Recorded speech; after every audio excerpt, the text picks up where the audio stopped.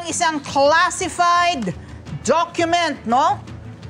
Mga panayam sa mga biktima ng extrajudicial killing at ng mga police record. Pinakita po ni human rights lawyer Chel Diokno sa Senate Blue Ribbon Subcommittee na posibleng nagkaroon po ng polisiya ng pagpatay ng mga suspect sa droga ang nakaraang administrasyong Duterte. Isa sa pinakita po ni Diokno, ito nga ang classified, nagkaroon ng usapan, classified document, pero talagang naisa publiko.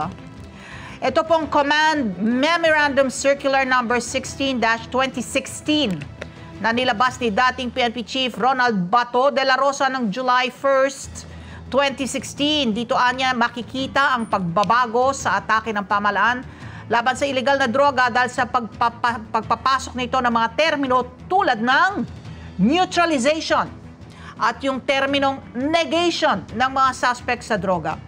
Ito anya naging kaibahan nung sumunod na Operation Double Barrel dun sa di ba may Oplan Tukhang?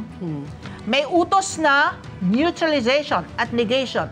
At may utos na gumamit ng drug list para habulin yung mga taong sangkot umano sa droga. At dahil anya sa kawalan ng legal na definisyon, madali anyang mabigyan ng kahit anong interpretasyon ng PNP ang mga salitang neutralize at negate.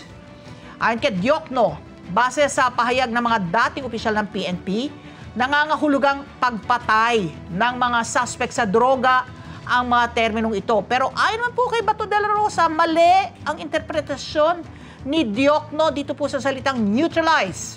Sinabi rin ni senador na nagpupulis-pulisan lang daw itong si Diokno at pinipilit lang nito ang sarili niyang definisyon ng neutralize.